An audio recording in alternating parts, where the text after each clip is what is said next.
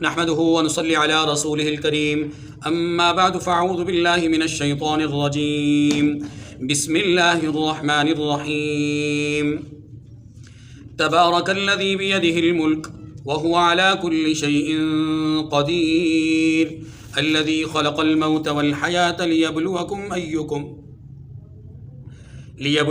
أيكم أحسن عملا وهو العزيز الغفور الذي خلق 7 سماوات طباقا ما ترى في خلق الرحمن من تفاوت فارجع البصر هل ترى من فطور ثم ارجع البصر كرتين ينقلب إليك البصر خاسئا وهو حسير صدق اللہ العظیم۔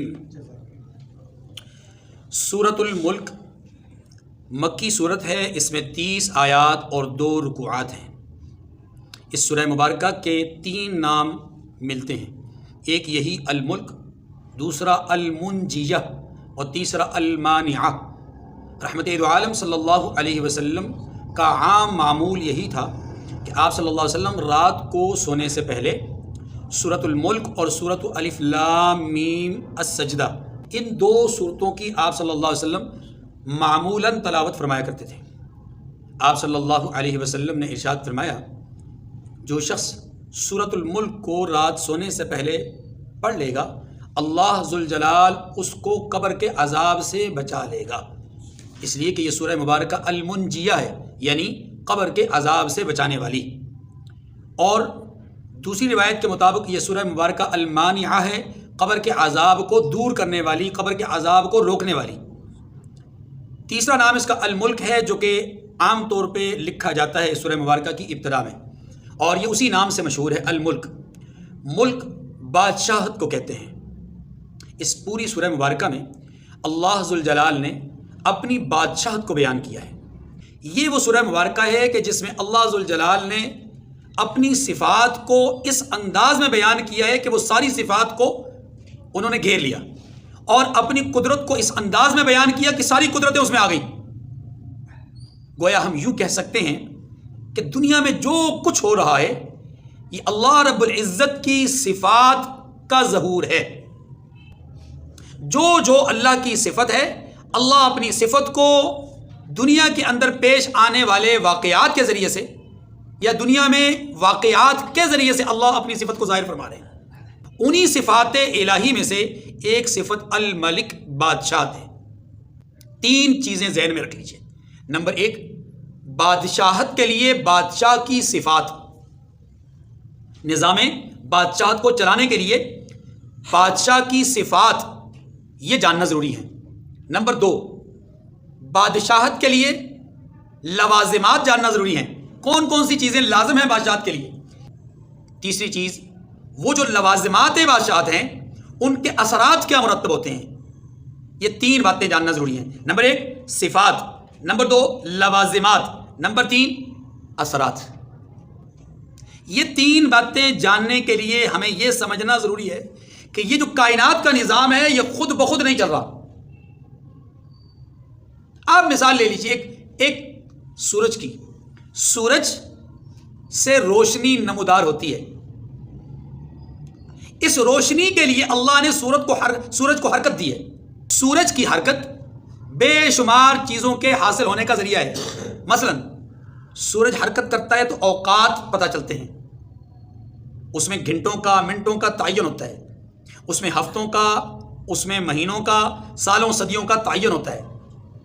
سورج حرکت کرتا ہے تو اس کی حرارت اور حرارت کی کثرت، شدت یا حرارت میں حدت، کمی، ان دونوں صورتوں میں موسموں کا پتہ چلتا ہے کہ سورج کی روشنی میں حرارت زیادہ ہے تو موسم گرم ہوگا، حرارت کم ہے تو موسم سرد ہوگا۔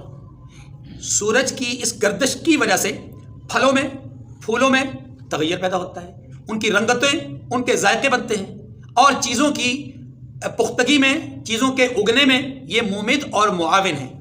گویا کائنات کا نظام خود نہیں چل رہا۔ ایک سورج کی ٹکیا اگر اتنے فوائد کا مظہر ہے، اتنے فوائد اور اتنے اس کے ثمرات مرتب ہوتے ہیں، تو پھر کیوں کر یہ کہا جا سکتا ہے کہ یہ کائنات کا نظام خود بخود چل رہا ہے؟ اس لیے یاد رکھیے یہ جو نظام کائنات ہے یہ اللہ ذوالجلال کی منشا اور مرضی سے چل رہا ہے، یہ خود بخود نہیں چل رہا۔ سورج کی یہ ساری حرکت خود بخود نہیں ہو رہی، قرآن مجید نے یہ بات بتائی ہے والشمس تجری لمستقر لها، پھر کہا للشمس ينبغي لها ان تدرك القمر ولليل سابق النهار۔ مختلف انداز سے اللہ پاک نے اپنی اس بادشاہت کی جلوہ گری کو بیان فرمایا، اپنی اس بادشاہت کے نظام کو بیان فرمایا۔ تو میں نے عرض کیا تین چیزیں، صفات بادشاہت کے لیے، لوازمات بادشاہت کے لیے، اور اس کے اثرات بادشاہی نظام کے لیے انتہائی ضروری ہیں۔ اللہ پاک نے اس سورہ مبارکہ کو ہمارے سامنے الملک کے نام سے متعارف کروایا، کیوں؟ اس لیے کہ اللہ شہنشاہ ہے، اللہ بادشاہ ہے، اور حقیقی بادشاہ ہے ہی اللہ۔ اسی لیے اللہ نے اسلامی نظام سلطنت کو، اسلامی نظام حکومت کو جو ٹائٹل دلوایا ہے وہ خلافت کا دلوایا ہے، بادشاہت کا نہیں۔ اسلام میں بادشاہت نہیں ہے، ملوکیت نہیں ہے، اسلام میں خلافت ہے۔ اب یاد رکھیے اللہ تعالیٰ نے اپنا جو نظام رکھا ہے، نظام قدرت، اس کو دو حصوں میں تقسیم کیا ہے۔ ایک حصہ تکمیلی ہے جس کو تقدیری کہتے ہیں، دوسرا حصہ تکوینی ہے۔ نظام کا وہ حصہ جو تقدیری ہے، تکمیلی ہے، اس میں تو مخلوق کو مجال دخل نہیں ہے۔ اس نے پیدا کرنا ہے تو کرنا ہے، مارنا ہے تو مارنا ہے، پیدائش کا بھی وقت مقرر ہے، موت کا بھی وقت مقرر ہے، ابتدا کا بھی تعین ہے، انتہا کا بھی تعین ہے، وقت اول بھی بیان ہو گیا، وقت آخر بھی بیان ہو گیا، ہر چیز کے لیے، صرف انسان کے لیے نہیں، ہر مخلوق کے لیے، ہر شے کے لیے۔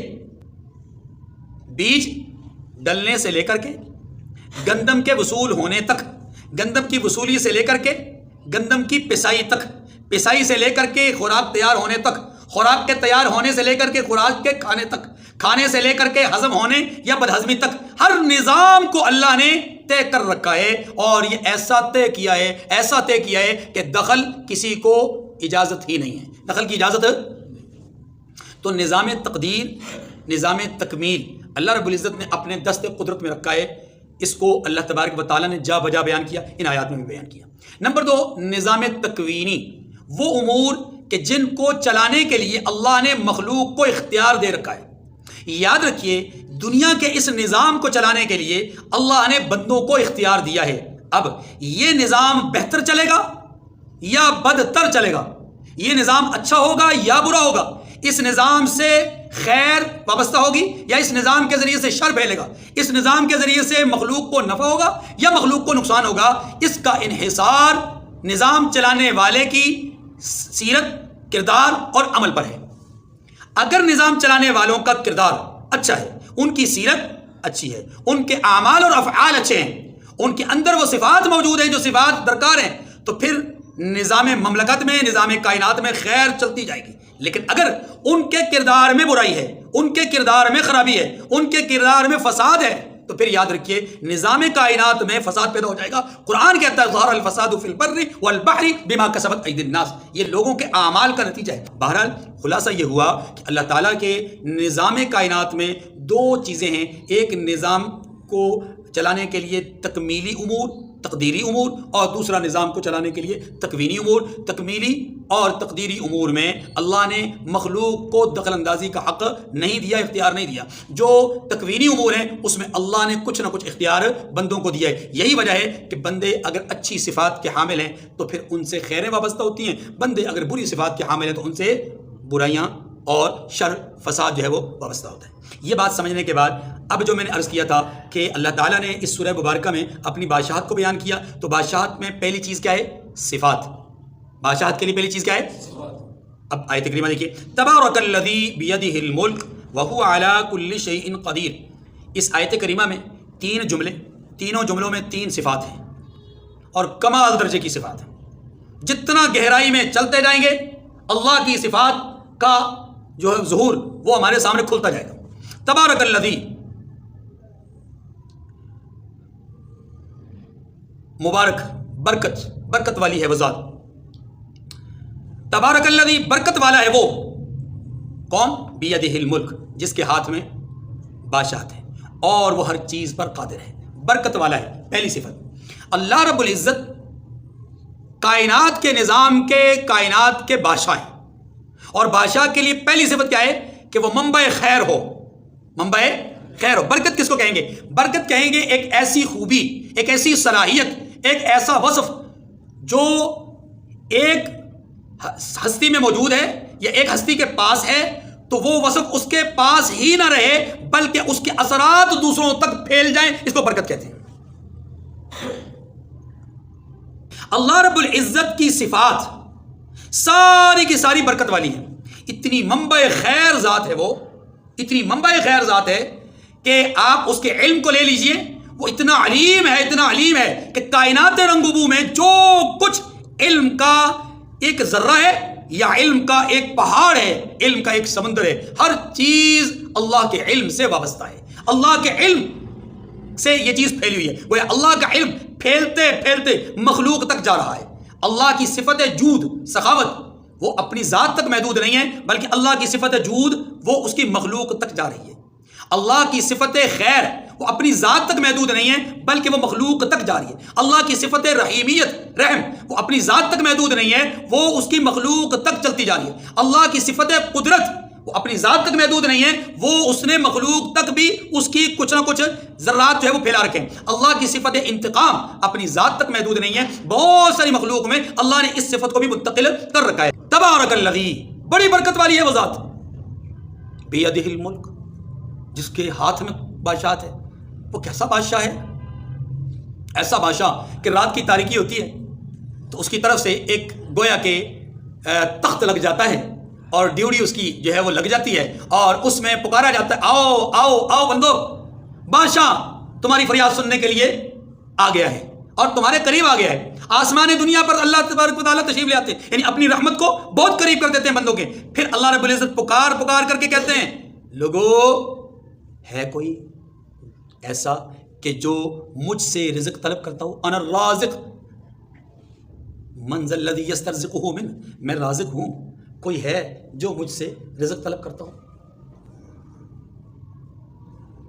ہے کوئی ایسا کہ جو مجھ سے اپنی بیماری میں شفا طلب کرتا ہو؟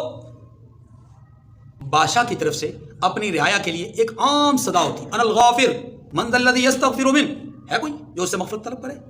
اس کی طرف سے یہ صدا لگتی ہے، ہر روز لگتی ہے، اور اس پہر لگتی ہے جب غفلت انتہاؤں کو چھو رہی ہوتی ہے. تب وہ کہتا ہے کہ آؤ میرے بندو مجھ سے مانگو. ملک، اس کے ہاتھ میں اقتدار ہے. تو تین چیزیں میں نے عرض کی اور ان تین چیزوں میں سے ایک چیز ہے اقتدار. اللہ تبارک و تعالیٰ کی صفات میں برکت ہے، اللہ کی صفات میں منبع خیر ہونا ہے، اللہ کی صفات میں سخاوت ہے، اللہ کی صفات میں علم ہے، اللہ کی صفات میں یہ ساری باتیں ہیں. اور ان باتوں کے بعد اب یہ سمجھیے کہ اللہ رب العزت کی جو صفات ہیں ان میں دوسری چیز ہے قبضہ. کیا ہے؟ قبضہ. بیدہ الملک، قبضہ بھی اسی کا ہے. لہو ملک السماوات والارض، آسمان اور زمین کی بادشاہت بھی اسی کی ہے. اللہ الذی خلق السماوات والارض، اللہ وہ ذات ہے جس نے آسمانوں اور زمینوں کو بنایا بھی ہے. اس لحاظ سے قبضہ سارا کا سارا اللہ رب العزت کے ہاتھ میں ہے. یہ قبضہ صرف تخلیق کا نہیں ہے بلکہ ہر شے ہر اعتبار سے اللہ کے قبضے میں ہے. بیدہ الملک، مطلقاً کہا کہ بادشاہت اسی کے ہاتھ میں ہے. پھر تیسری بات فرمایا وہو علی کل شیء قدیر، اللہ ہر چیز پر قادر ہے. صفات میں سے تیسری چیز اقتدار ہے. بادشاہ کی سب سے بہترین کوالٹی یہ ہے کہ اس کا اقتدار مضبوط ہو، اس کا اقتدار مضبوط ہو. اللہ کا اقتدار اس کائنات رنگ و بو میں کیسا ہے، اس کے لیے اللہ کی طرف سے مختلف چیزوں کے چیلنجز وہ ہمارے سامنے ہیں. ان سے پتہ چل سکتا ہے کہ اللہ کا اقتدار کیسا ہے. مثلا انہی آیات میں آگے ہمارے سامنے یہ بات آ رہی ہے کہ ما تری فی خلق الرحمن من تفاوت. ایسا اقتدار ہے، ایسا اقتدار ہے، ایسی قدرت ہے کہ جو چیز اس نے بنا دی وہ بناوٹ کے اعتبار سے انتہا میں ہے. جو چیز بنائی ہے اس چیز کے اندر اس کی بناوٹ میں، اس کی قدرت میں کوئی شک نہیں ہے، کوئی عیب نہیں ہے، یعنی بنانے میں کوئی عیب نہیں. مثلا کسی بھی مخلوق کو ہم دیکھ لیں، اللہ تو یہاں تک چیلنج کرتے ہیں یا ایھا الناس ضرب مثل فاستمعوا له ان الذين تدعون من دون الله لن يخلقوا ذبابا ولو اجتمعوا له. سارے معبودان باطلہ بھی جمع ہو جائیں، اکٹھے ہو جائیں، ایک مچھر یا مکھی نہیں بنا سکتے. یہ کس بات کا چیلنج ہے کہ اللہ کے اقتدار اور اللہ کی قدرت کا مقابلہ دنیا میں کوئی طاقت اکیلے یا سب مل کر بھی نہیں کر سکتے. یہ ہے وہو علی کل شیء قدیر، ہر چیز پر قادر ہے. الذی خلق الموت والحیات، اللہ وہ ذات ہے جس نے موت اور حیات کو پیدا کیا ہے. یہ اس کے اقتدار کی ایک جھلک ہے. موت اور حیات، کیا کسی کو مار دینا موت ہے؟ نہیں. موت و حیات کا معنی یہ ہے، حیات کہتے ہیں اعطائے وجود کو. اعطائے شے تھی نہیں، وجود بخش دیا. یہ صرف اللہ کا کام ہے، اللہ کے سوا کوئی نہیں کر سکتا. نمبر 2، موت. موت کس کو کہتے ہیں؟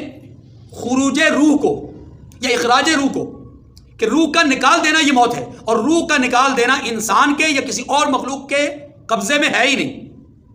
مثلا آپ جانتے ہیں کہ بیسیوں نہیں، سینکڑوں نہیں، ہزاروں لاکھوں واقعات ایسے ہیں کہ ایک ہی حادثہ ہے، ایک ہی جگہ ہے، ایک آدمی اس حادثے میں مر جاتا ہے، دوسرا آدمی اس سے زیادہ متاثر ہوتا ہے، لیکن اس کو موت نہیں آتی. اس کے جسم سے روح نکل گئی، اس کے جسم میں روح موجود. یہ روح نکالنے والا کون ہے؟ وہ روح بچانے والا کون ہے؟ اسی کو اللہ کہتے ہیں. الذی خلق الموت والحیات. یہی بات نمرود کو سمجھ نہیں آئی.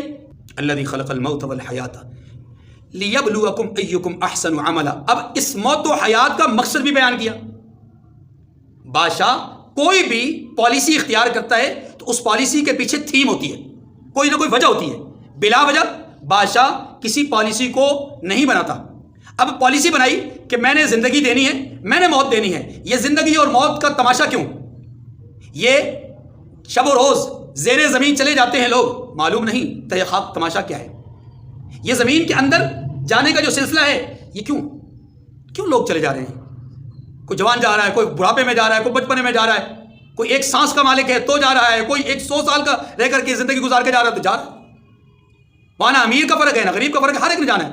تو وجہ کیا ہے؟ اللہ پاک نے فرمایا کہ یہ موت و حیات انسان کی آزمائش کے لیے ہے. اس زندگی کو آزمائش کا ذریعہ بنایا، الدنیا مزرعۃ الآخرہ. اور موت کو یوصل الحبیب الی الحبیب، محبوب کا محبوب سے ملاقات کا ایک ذریعہ ہے. اب بھلا ہے وہ آدمی جو اسے اپنا محبوب بنا لے، بدقسمت ہے وہ آدمی جو اس کے عتاب کو حاصل کر لے. لیبلوکم ایکم احسن عملا. دیکھنا یہ کہ تم میں سے اچھا عمل کون کرتا ہے، نیک کردار کون ہے، بد کردار کون ہے، صالح کون، طالح کون، اچھا کون، برا کون. وہو العزیز الغفور. اب کوئی کہے کہ نہیں جناب میں بہت لمبا عرصہ جیوں گا، یا میں مرنے کے بعد دوبارہ زندہ نہیں کیا جاؤں گا. اللہ کہتے کیسے؟ غلبہ تو میرا ہے، اقتدار تو میرا ہے نا. جب میرا اقتدار ہے تو فیصلے بھی میرے ہوں گے، پالیسی بھی میری ہوگی، حکم بھی میرے ہوں گے. وہو العزیز، وہ زبردست ہے، غالب ہے. الغفور، اور بخشنے والا ہے. نہ ماننے والے کے لیے جواب ہے کہ وہو العزیز. تم مرنے کے بعد زندگی کو مانتے نہیں، اللہ غالب ہے، تمہیں ماننا پڑے گا. اور جو مان کر کے اللہ کے سامنے جا رہے ہیں ان کے لیے کہا گیا کہ تم سے کوئی کوتاہی ہو گئی تو وہ غفور رحیم ہے. الذی خلق 7 سماوات طباقا. اب دیکھیے اور کیجیے، بادشاہت کی صفات کے بعد بادشاہت کے لوازمات. لوازمات کا مطلب یہ ہے کہ بادشاہت کا نظام چلانے کے لیے، نظام مملکت چلانے کے لیے کون کون سی چیزیں درکار ہیں. آئیے ذرا غور کرتے ہیں، ذرا زبانی کلامی سمجھ لیجیے، پھر آیات کریمہ آپ کو پڑھنے میں مزہ آئے گا. دیکھیے بادشاہ جو ہوتا ہے اپنی مملکت کو بچانے کے لیے، مملکت کی حفاظت کے لیے اپنے شہر کو پناہ گاہوں کے اندر گھیر لیتا ہے، جس کو ہم قلعہ کہتے ہیں. اللہ تعالیٰ نے اپنے نظام مملکت کو زبردست طریقے سے ہماری سوچ اور ہماری تقریب فہم کے لیے اللہ نے اتنا زبردست بیان کیا ہے کہ 7 آسمان اس نے بطور شہر پناہ کے بنائے ہیں. 7 آسمان اوپر نیچے اس نے بطور شہر پناہ بنائے ہیں کہ یہ شہر کی حفاظت کریں، یعنی نظام کائنات. اب اس کے اندر اللہ تبارک و تعالیٰ نے، یعنی یہ جو آسمان ہے، اس آسمان کے اندر روشنی کے لیے پروردگار نے سورج اور ستارے رکھے. یہ سورج اس قدر شدید روشن نہیں کہ وہ اپنی روشنی کی تاب خود ہی نہ لا سکے، اور اتنی قلیل روشنی بھی نہیں کہ اس کے بنانے کا فائدہ نہ ہو سکے. ایسا کہ پوری کائنات روشن ہو رہی ہے، اور ایسا بھی نہیں کہ وہ خود متاثر ہو جائے. ہر روز یہ سورج پروردگار کے عرش کے سامنے سجدہ ریز ہوتا ہے، آگے جانے کی اجازت مانگتا ہے. اللہ کی قدرت، اس کے لوازمات مملکت میں سے، بادشاہت میں سے یہ ہے کہ اس نے شہر پناہ کے ساتھ ساتھ اس کی حفاظت کے لیے فرشتوں کو مقرر کیا ہے. فرشتے پاک ذات کی پاک فوج ہیں. جیسے اللہ سبوح و قدوس ہے، بادشاہ سبوح و قدوس ہے، ایسے ہی وہ ذات اس نے اپنے سسٹم کے حفاظت کے لیے دنیاوی اعتبار سے سمجھنا ہے کہ دنیاوی اعتبار سے سسٹم کو سمجھیے کہ اللہ تعالیٰ نے بطور حفاظت گویا کہ فرشتوں کو پاک فوج بنایا ہے، یعنی پاکیزہ فوج. ٹھیک ہے. اور یہ فرشتے ایسے کہ یہ جو ستارے آسمان میں چمکتے ہوئے نظر آ رہے ہیں، ان ستاروں کو ہمارے لیے پروردگار نے ایک بہت بڑا روشنی کا ذریعہ بنایا ہے، لیکن ساتھ ساتھ انہی ستاروں کو بطور بم وَجَعَلْنَا رُجُومًا لِلشَّيَاطِينَ، بطور بارود، بطور اسلحہ شیاطین پر مارنے کے لیے ان کو استعمال کر رہے ہیں اللہ. جب بھی کوئی شیطان اوپر جاتا ہے، اوپر سے ستارہ وہ گولے کی صورت میں، آگ کی صورت میں مار دیا جاتا ہے. آئیے آسمانوں کے اوپر چلتے ہیں. آسمانوں کے اوپر اگر آپ دیکھیں، بلکہ آسمانوں کو ہی دیکھ لیں، آسمانوں کی تعداد 7، اور یہ 7 مختلف دھاتوں سے بنے ہوئے آسمان. یہ چاندی سے، وہ سونے سے، وہ زمرد سے، وہ یاقوت سے، وہ الماس سے، وہ لؤلؤ سے، وہ مرجان سے. 7 آسمان، 7 مختلف دھاتیں، ہر دھات اپنی ذات کے اعتبار سے بڑی مضبوط. اسی لیے اس نے کہا ما تری فی خلق الرحمن من تفاوت، تم ذرا رحمان کی بنائی ہوئی چیزوں کو تو دیکھو، اس میں کوئی نقص و عیب نظر آتا ہے؟ تو حسن میں بھی کوئی کمی نہیں آئی اور ان کی مضبوطی میں بھی کوئی کمی. اس کا مطلب یہ ہو کہ قلعے انتہائی مضبوط ہیں. پھر اس بادشاہ نے اپنی نظام مملکت کے اندر ایک گیسٹ ہاؤس بنایا ہے، مہمان خانہ، اور ایسا عجیب و غریب قسم کا مہمان خانہ. احادیث میں آتا ہے کہ ان کی تعداد 100 ہے. وہ جو اندر مہمان خانہ ہے اس کی تعداد کتنی ہے؟ 100. اور ہر جو مقرب ہے وہ تو بہت زیادہ جنتیں لے گا.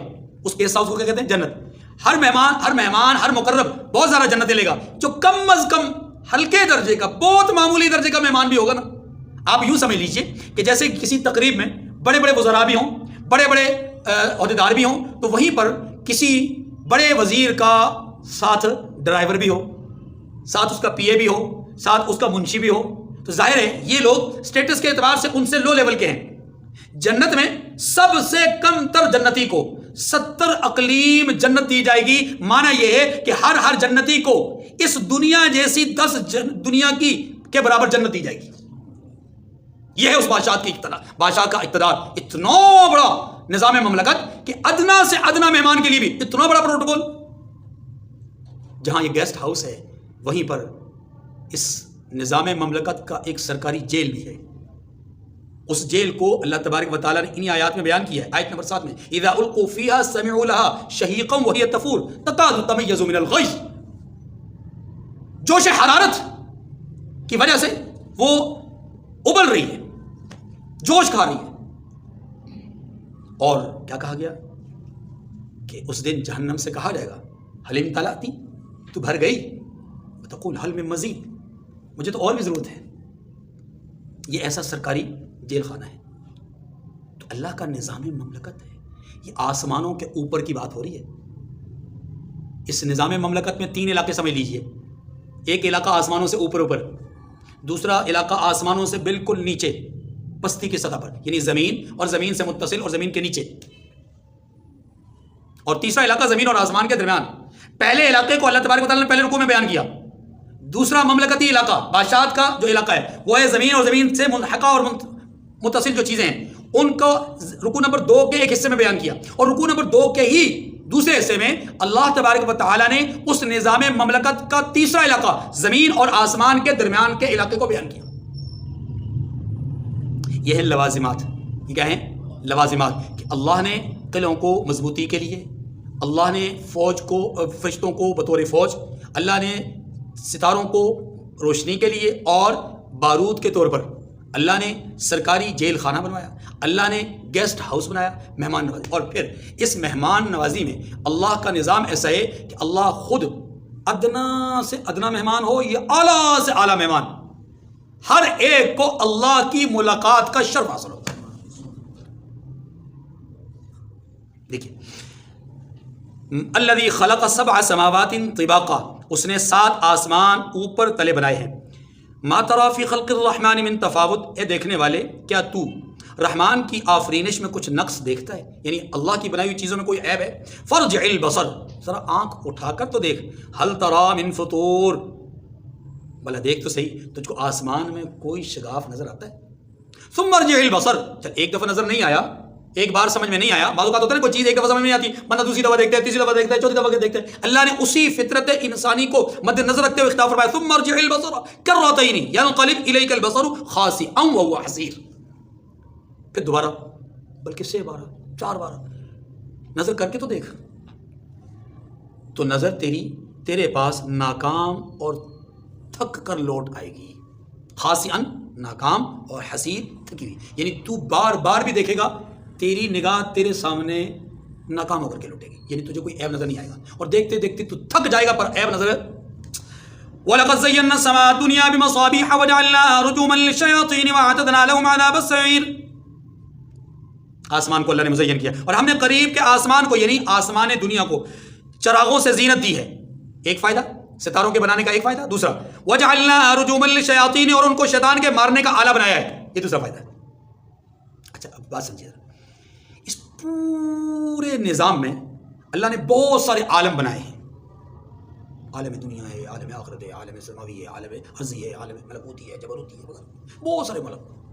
یاد رکھیے ان تمام عالمین میں سب سے چھوٹا عالم یہ دنیا کا عالم ہے، جسے ہم بہت بڑا سمجھ لیں نا، اللہ کے عالمین میں جتنے عالم ہیں ان میں سب سے چھوٹا عالم یہ،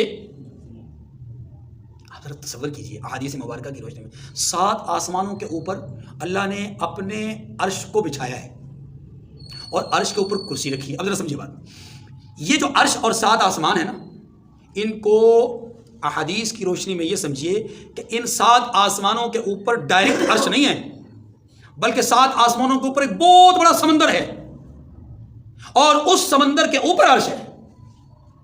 گویا آپ یوں کہہ سکتے ہیں کہ اللہ نے اپنے عرش اور آسمانوں کے درمیان ایک خندق کھود رکھی ہے، جس خندق کو پار کر کوئی نہیں سکتا، وہاں جا کوئی نہیں سکتا۔ اس سدرۃ المنتہا کے اوپر ایک عرش اپنا سمندر ہے، سمندر کے اوپر عرش ہے، جہاں جبرائیل امین نے جا کر کے کہا نا کہ یا رسول اللہ یہاں سے آگے نہیں، وہ وہی سمندر اور خندق سے پہلے کی بات ہے۔ وہاں اللہ جسے چاہیں گے اسے ہی بلائیں گے، اور چاہنا ایک کے لیے تھا، بلانا ایک کے لیے تھا، ان کو بلا لیا۔ اوپر جنت رکھی ہے اور نیچے زمین کے نیچے اللہ نے جہنم رکھی ہے۔ کتنا فاصلہ رکھا ہے، زمین سے آسمان کے درمیان 500 سال کی مسافت ہے، اور ایک آسمان سے دوسرے آسمان کے درمیان بھی اتنی مسافت ہے۔ 3500 سال کی مسافت کے بعد 7ویں آسمان تک پہنچتا بندہ، اور یہ مسافت بھی ہماری سائیکل موٹر سائیکل والی مسافت کی رفتار سے نہیں ہے، جیسی اللہ نے مسافت رکھی ہے ویسی ہی تیز سواری بھی مراد ہے۔ دنیا کی تیز ترین سواری پر سفر کر کے اگر جایا جائے تو اوپر 500 سال کی مسافت ہے، زمین سے آسمان تک۔ ایک کرہ جسے ہم زمین کہتے ہیں بہت چھوٹا سا، اس کی قدرت ہے۔ تو اس نے بیان کیا کہ میں نے ستاروں کو بنایا کس لیے؟ تزیین کے لیے، روشنی کے لیے، اور اس سے شیاطین کو مارنا مقصود بھی ہے۔ اگلی بات وَأَعْتَدْنَا لَهُمْ عَذَابَ السَّعِيرِ، اور ان شیاطین کے لیے دہکتی آگ کا عذاب تیار کر رکھا ہے۔ وَلِلَّذِينَ كَفَرُوا بِرَبِّهِمْ عَذَابُ جَهَنَّمَ وَبِئْسَ الْمَصِيرُ، اور جن لوگوں نے اپنے پروردگار سے انکار کیا ان کے لیے جہنم کا عذاب ہے، وَبِئْسَ الْمَصِيرُ، اور وہ بہت برا ٹھکانہ ہے۔ اِذَا أُلْقُوا فِيهَا سَمِعُوا لَهَا شَهِيقًا وَهِيَ تَفُورُ، یہ سرکاری جیل خانے کی باتیں ہو رہی ہیں ساری۔ جب وہ اس میں ڈالے جائیں گے تو اس کا چیخنا چلانا سنیں گے اور وہ جوش مار رہی ہوگی، تکاد تمیز من الغیظ، گویا جوش کی وجہ سے پھٹ پڑے گی۔ پریشر کوکر کا سوراخ اگر بند ہو جائے تو پریشر کوکر پھٹ جاتا ہے۔ یہ صرف سمجھنے کے لیے بات عرض کر رہا ہوں۔ اللہ پاک نے جہنم کو بیان کیا کہ جہنم کے اندر کی حرارت اور تپش کا عالم یہ ہے کہ اتنا جوش مار رہی ہے، تکاد تمیز من الغیظ، جوش کی وجہ سے قریب ہے کہ پھٹ جائے۔ کلما القی فیہا فوج سألہم خزنتها الم یأتکم نذیر۔ ذرا اس کو سمجھنے سے پہلے ذرا سورۃ النساء کی اس آیت کو سمجھیں، کلما نضجت جلودہم بدلناہم جلودا غیرہا لیذوقوا، جب کھال ختم ہو جائے گی تو ہم ایک نئی کھال چڑھا دیں گے تاکہ عذاب کا مزہ چکھتے رہیں چکھتے رہیں چکھتے رہیں، اور لا یموت فیہا ولا یحیا، نہ وہاں موت آئے گی نہ وہاں پر زندگی ملے گی۔ اب آئیے آیت کریمہ کو، یہاں اس آیت کریمہ کے اس حصے میں بتایا یہ جا رہا ہے کہ جہنمیوں کو جہنم میں ڈالا جائے گا تو جو جہنم کا محافظ ہوگا، داروغہ جس کو کہتے ہیں، وہ ان سے سوال کرے گا اور یہ اس کو جواب دیں گے. کلما القی فیہا فوج، جب اس میں ان کی کوئی جماعت ڈالی جائے گی تو دوزخ کے داروغہ ان سے پوچھیں گے کیا تمہارے پاس کوئی ہدایت کرنے والا نہیں آیا تھا؟ الم یاتکم نذیر، کیا کوئی ڈرانے والا ہدایت کرنے والا آیا نہیں تھا؟ قالوا بلا، کہیں گے کیوں نہیں، قد جاءنا نذیر، ہمارے پاس ہدایت کرنے والا آیا تھا. فکذبنا وقلنا ما نزل اللہ من شیء، ہم نے اس کو جھٹلایا اور کہا کہ اللہ نے تو کوئی چیز نازل نہیں کی، یعنی ہم اس کے پیغام کو جھٹلاتے رہے. ان انتم الا فی ضلال کبیر، تب داروغہ جہنم کہے گا تم تو بڑی غلطی میں پڑے رہے،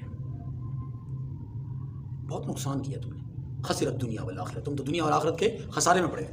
وقالوا لو كنا نسمع او نعقل ما كنا في اصحاب السعير، اور کہیں گے اگر ہم سنتے یا سمجھتے ہوتے تو دوزخیوں میں نہ ہوتے. اللہ اکبر. اس سے پتہ چلا ہدایت کے دو بڑے ذریعے ہیں اسباب کے درجے میں، رحمانی نہیں، انسانی وجود کے اعتبار سے. انسان اپنے وجود کے اعتبار سے ہدایت دو ذرائع سے حاصل کر سکتا ہے. نمبر ایک، کسی بات کو سن کر اس پر غور اور فکر کرے، کسی بات کو سن کر اس پر غور و فکر کرے، یہ بھی ہدایت ملنے کا ایک ذریعہ ہے، سماعت. اور دوسری چیز ہدایت کے مل جانے کا وہ کیا ہے، وہ ہے عقل، کہ انسان اللہ کی قدرت کے مناظر کو دیکھے اور ان قدرتی مناظر کو، ان ماحولیات کی تبدیلی کو، موسم کی تبدیلی کو، دن رات کے تغیر کو، صبح و شام کے معاملات کو، سورج چاند ستاروں، ان کو اپنی آنکھوں سے دیکھے اور دیکھ کر کے ان پر غور کرے کہ کیا یہ خود سے چل رہے ہیں؟ یہ دنیا کا کون سا نظام ہے کہ جو خود سے چل رہا ہو؟ اگر دنیا کا کوئی نظام بھی خود سے نہیں چلتا، کوئی مشین ہے نا، واشنگ مشین ہے، اسے بھی ایک دفعہ بٹن کو بڑھنا پڑتا ہے. کوئی بھی چیز ہے اس کو ایک دفعہ مینج کرنا پڑتا ہے اور پھر وہ ایک محدود وقت تک چلتی ہے. جب اس کا وقت، اس کی لمٹ ختم ہو جاتی ہے، اس کا چلنا بند ہو جاتا ہے، اس کا کام ختم ہو جاتا ہے. یہ کیا ہے کہ اللہ کا ایک نظام ہے، ہمارے آباء و اجداد دیکھتے آ رہے ہیں اور نسل در نسل دیکھتے آ رہے ہیں. سورج اسی جگہ سے نکلتا ہے، اسی جگہ پہ جا کے غروب ہوتا ہے. اتنی تمازت، اتنی حرارت، اتنی تپش، اتنی یہ ساری حدت، اور اسی کے مطابق برودت. ہاں جی، سردیوں میں برودت، گرمیوں میں حدت، یہ سارا کچھ جو ہے وہ نظام اس کا سمجھ میں آ رہا ہے کہ یہ خود سے چلنے والا نہیں ہے، چلا رہے اس کو. وقالوا لو كنا نسمع او نعقل، یہی بات قیامت کے دن جہنمی کہیں گے کاش کہ اگر ہم سنتے، یا یوں کہیں گے اگر ہم سنتے یا سمجھتے ہوتے تو دوزخیوں میں نہ ہوتے. بس اللہ پاک فرماتے ہیں فاعترفوا بذنبہم، وہ اپنے گناہوں کا اس وقت اعتراف کریں گے، لیکن فسحقا لاصحاب السعیر، سو دوزخیوں کے لیے رحمت خداوندی سے دوری ہی ہے. ان آیات کریمہ سے پتہ چلا کہ اللہ رب العزت کا جو نظام سلطنت ہے، جتنی بڑی سلطنت ہے اتنا ہی بڑا دشمن بھی ہے، اتنا ہی بڑا دشمن بھی ہے. اور جتنی بڑی اللہ کی رحمت ہے اتنا ہی بڑا اللہ کی طرف سے اپنے دشمن کو مہلت دینے کا عمل بھی ہے. آپ یوں بھی کہہ لیجئے کہ اللہ تعالیٰ نے یہاں نظام میں ایسا نظام بنایا ہے کہ یہ جو جہنمی جہنم میں جائیں گے ظاہر ہے کسی دشمن کی حملے کی وجہ سے، تو اللہ تبارک و تعالیٰ نے جہاں پر اپنے مقربین بنائے ہیں وہاں پر اپنے مقابلے میں اپوزیشن بھی کھڑی کی ہے، خود کھڑی کی ہے. نظام فطرت ہے نا، خود کھڑی کی ہے اپوزیشن. اور یہ اپوزیشن کس کی ضرورت میں؟ شیطان کی ضرورت میں. اسی لیے اس نے کہا ہے کہ فاتخذوہ عدوا، یہ شیطان تمہارا دشمن ہے، اس کو اپنا دشمن بناؤ، سمجھو اس کو اپنا دشمن. یہ میرا بھی دشمن تمہارا بھی دشمن ہے، اسے دشمنی، اس کی دشمنی کو محسوس کرو. یہ کیا چاہتا ہے؟ یہ چاہتا ہے کہ یدعو حزبہ لیکونوا من اصحاب السعیر، یہ چاہتا ہے کہ میرے ساتھ ایک بڑا گروہ تیار ہو جائے اور وہ بڑا گروہ جہنم میں لے جائے. سورہ سبا میں، سورہ فاطر میں ہمیں سمجھایا گیا. اور اللہ کیا کہتے ہیں؟ یہ جو دشمن ہے، اس دشمن کی جماعت حزب الشیطان ہے. ہم سورہ مجادلہ میں پڑھ چکے. الا ان حزب الشیطان هم الخاسرون، یاد رکھو کہ شیطان کی جو جماعت ہے وہ کیا ہے؟ خسارہ پانے والی ہے. اس کے مقابلے میں تم حزب اقتدار میں آ جاؤ، ہاں جی، حکومتی پارٹی میں آ جاؤ، بادشاہ والی پارٹی میں آ جاؤ. تم جب اس پارٹی کا حصہ بنو گے، الا ان حزب اللہ هم المفلحون، یہی پارٹی کامیابی ہوگی. دیکھیے، ان الذين يخشون ربهم بالغیب لهم مغفرۃ واجر کبیر، یہ کامیاب لوگوں کا ذکر ہے. اور جو لوگ بن دیکھے اپنے پروردگار سے ڈرتے ہیں ان کے لیے بخشش اور اجر عظیم. واسروا قولکم او اجهروا به، اور تم لوگ بات پوشیدہ کہو یا ظاہر، وہ دل کے بھیدوں تک سے واقف ہے. یہ ہے اس کا وصف، اس کے اوصاف میں سے ایک وصف کہ وہ دلوں کے بھید تک جانتا ہے. الا یعلم من خلق، بھلا جس نے پیدا کیا وہ بے خبر ہے؟ نہیں، اللہ بے خبر نہیں اپنی مخلوق سے. وہ دیکھیں نا، ایک آدمی کسی چیز کا، چھوٹی سی چیز کا مالک بنتا ہے، وہ اپنی چھوٹی سی چیز سے بے خبر نہیں ہوتا. تو جو حقیقی مالک ہے، جس نے بنایا ہے، جس نے ایجاد کیا ہے، جس نے تخلیق کیا ہے، وہ بھلا اپنی مخلوق سے غافل ہوگا؟ اسی لیے تو اسے اپنی مخلوق کی فکر ہے، اپنی پروڈکٹ کی فکر ہے. اسی لیے تو وہ چاہتا ہے کہ میری پروڈکٹ کو دشمن اس پر حملہ نقصان نہ پہنچائے. بار بار آگاہ کرتا ہے، ایک نہیں، دو نہیں، 1.25 لاکھ نبیوں کو بھیج کر کے اس نے اپنی فکر کو ظاہر کیا ہے، اپنی مخلوق کے لیے فکر مندی کو بیان کیا ہے، کتابیں بھیجی، صحیفے بھیجے. وَأَسِرُّوا قَوْلَكُمْ أَوِ اجْهَرُوا بِهِ إِنَّهُ عَلِيمٌ بِذَاتِ أَلَا يَعْلَمُ مَنْ خَلَقَ، بھلا جس نے پیدا کیا وہ بے خبر ہے. وَهُوَ اللَّطِيفُ الْخَبِيرُ، وہ تو پوشیدہ باتوں کا جاننے والا ہے. یہاں تک تھی جی نظام مملکت کے ایک علاقے کی بات، آسمان اور آسمانوں سے اوپر.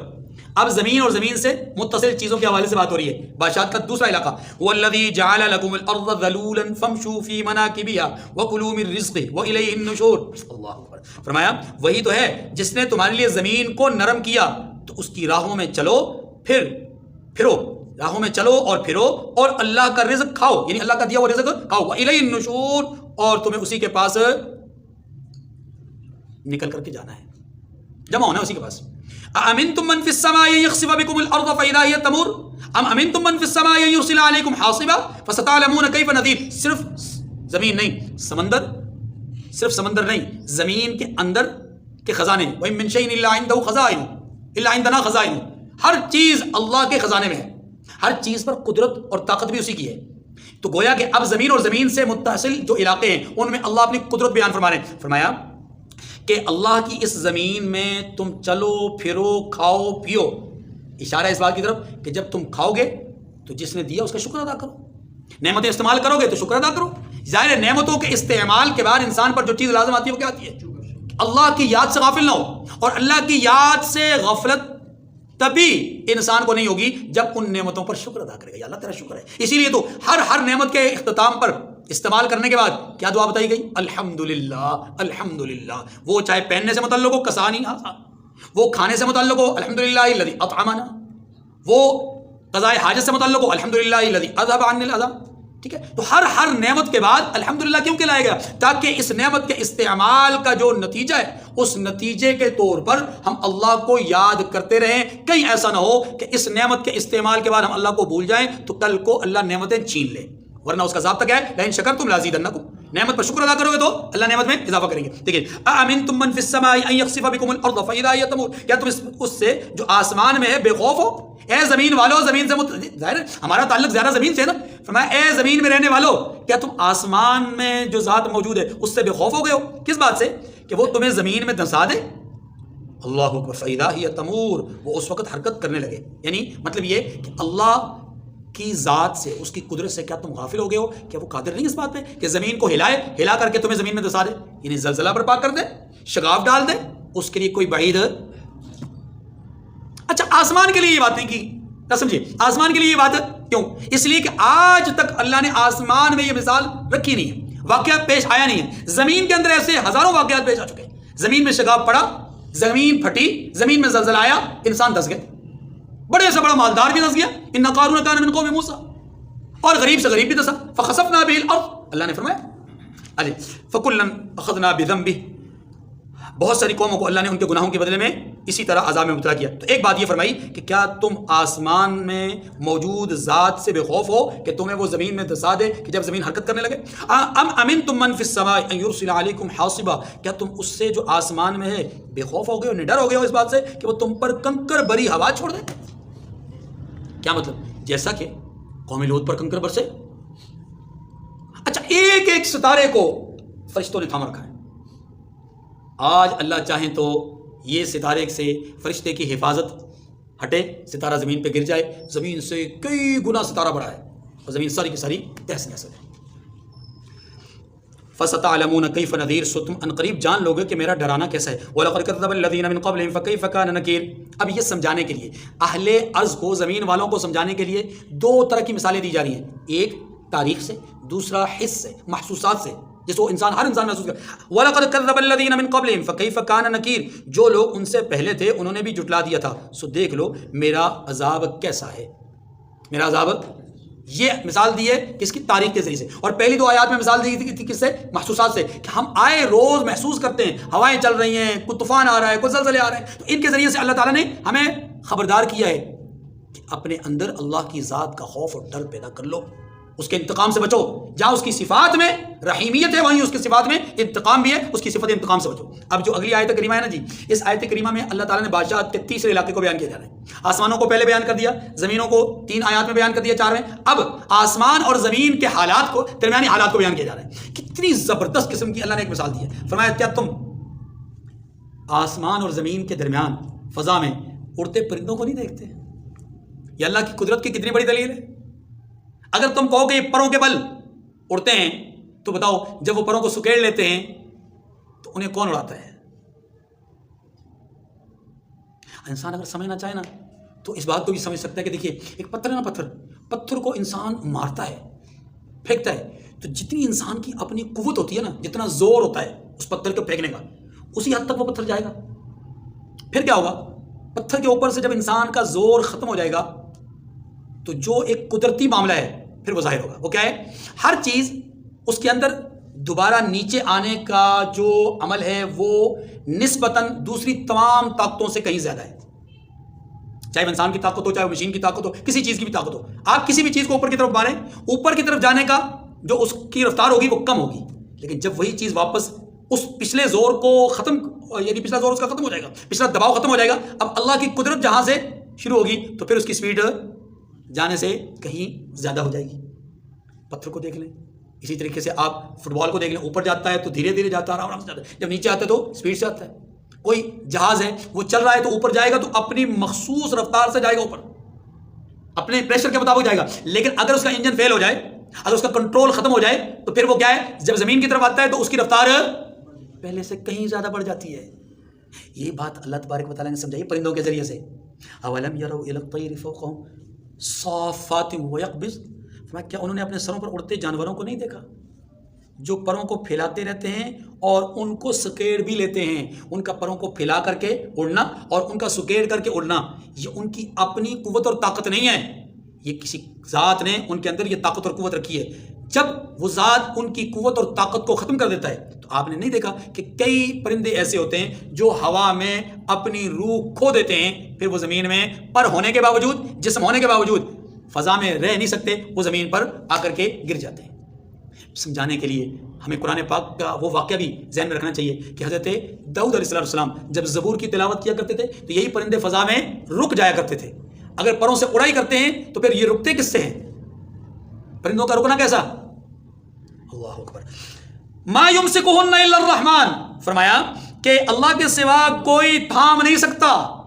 یہ جو پرندے فضاؤں میں اڑ رہے ہیں یہ پرندے اللہ کی قدرت سے اڑ رہے ہیں. اگر اللہ ان کے اندر سے تھامنے کی قوت کو چھین لے تو یہ رہ نہیں سکتے. اس سے اوپر چلے جائیں, آسمان کے ستارے آسمان کے اندر جڑے ہوئے نہیں ہیں, یہ آسمان سے الگ ہیں, یہ رکے ہوئے تو اللہ کی قدرت سے رکے ہوئے ہیں. اگر آج اللہ اپنی قدرت ان کے اوپر سے چھوڑ دیں تو اذا النجوم انکدرت.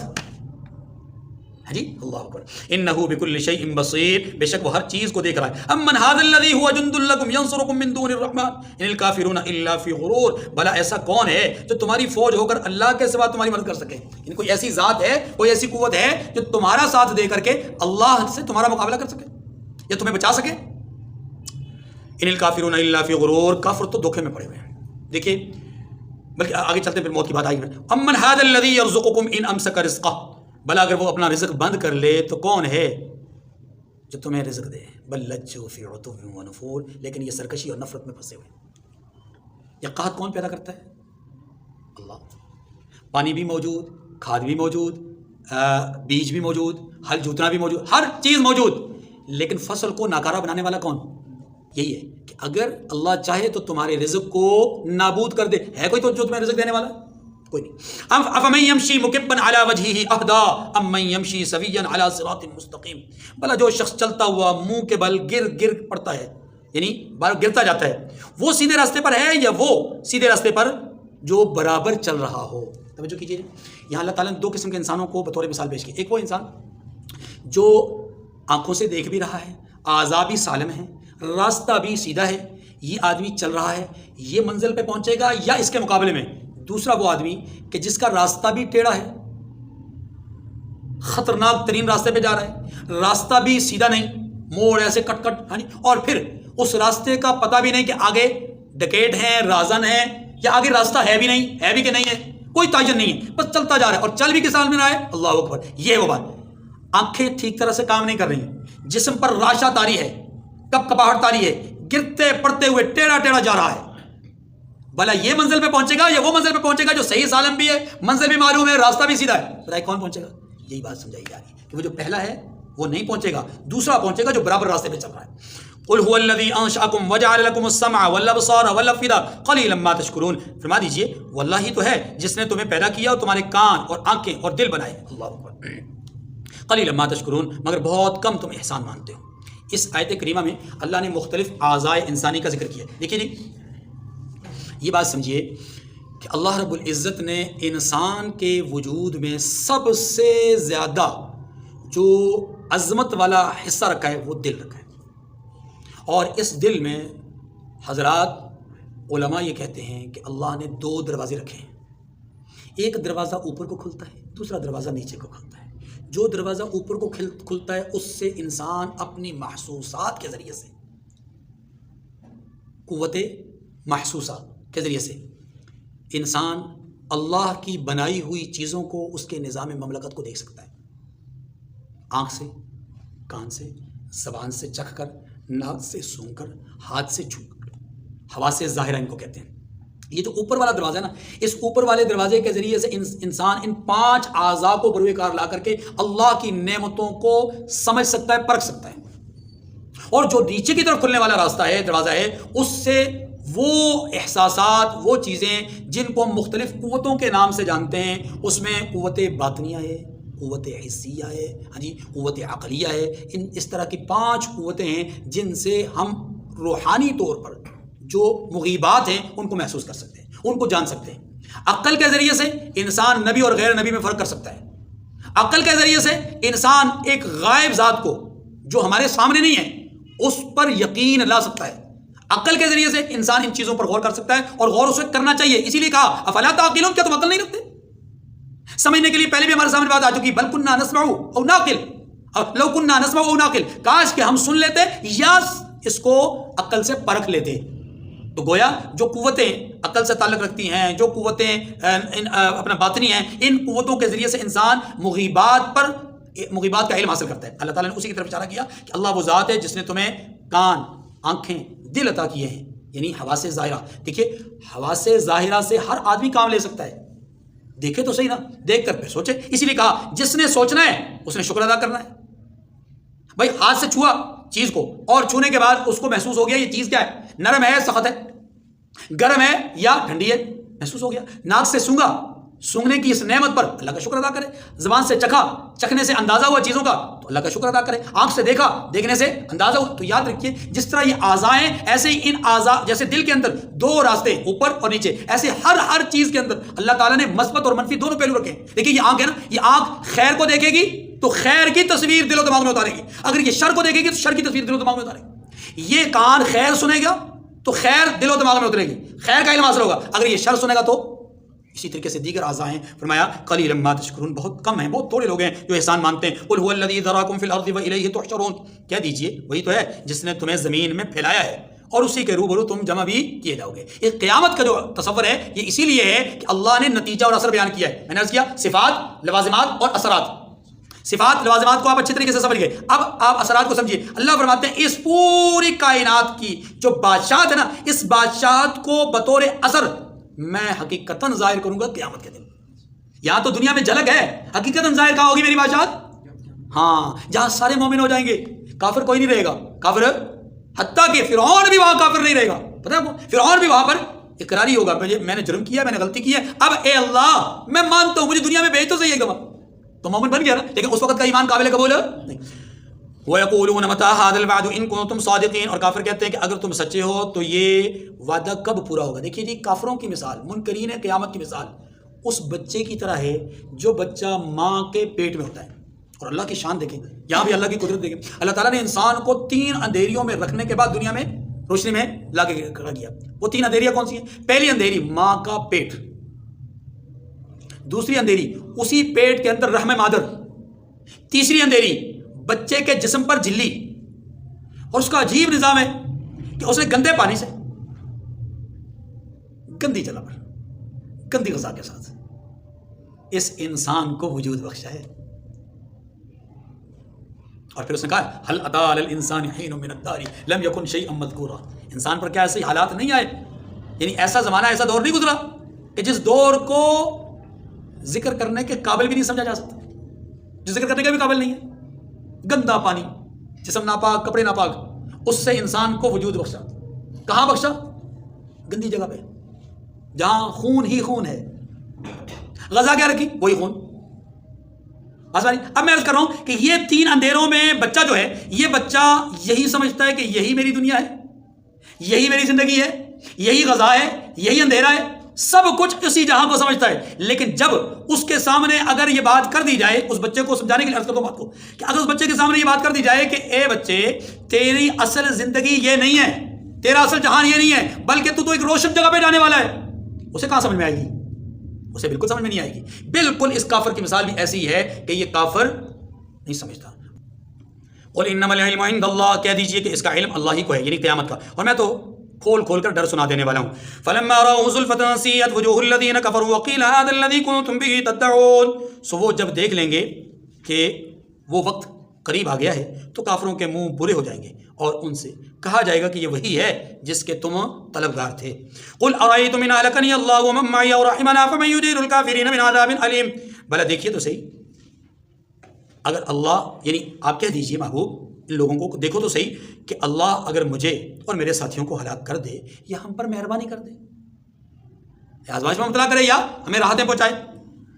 اللہ فمن یجیر الکافرین من عذاب علیم، تو کون ہے جو کافروں کو دکھ دینے والے عذاب سے پناہ دے گا؟ معنی یہ ہے کہ جمع تو ہونا ہے. اگر یہ قیامت کی بات ہے تو اس کا مطلب یہ ہے قیامت میں ہم بھی جائیں گے، تم بھی جاؤ گے. ہمیں جب اللہ راحت دیں گے، سہولت دیں گے، تو تم کافروں کو اللہ سے کون بچائے گا؟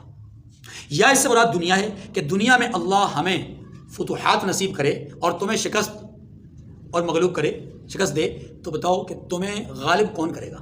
کوئی. اگلی بات، قل هو الرحمن آمنا به وعلیہ توکلنا. کہہ دیجئے کہ وہ جو رحمان ہے ہم اسی پر ایمان لائے ہیں اور اسی پر ہمارا بھروسہ بھی ہے. فستعلمون من هو فی ضلال مبین. آپ کو جلد معلوم ہو جائے گا کہ سری گمراہی میں پڑا ہوا کون ہے. قل ارأیتم ان اصبح ماؤکم غورا. یہ اللہ کی طرف سے چیلنج ہے، قدرت کا عجیب قسم کا بیان ہے.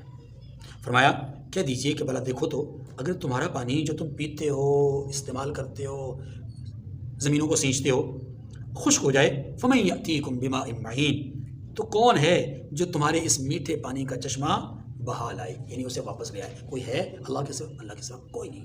وہی نفع دیتا ہے، وہی نقصان دیتا ہے، وہی قحط بیچتا ہے، وہی فراوانی بیچتا ہے، وہی رزق کو کشادہ بھی کرتا ہے، وہی رزق کو تنگ بھی کرتا ہے. اللہ تعالیٰ مجھے اور آپ کو سمجھنے کی توفیق نصیب فرمائے. وآخر الدعوانا الحمدللہ رب العالمین.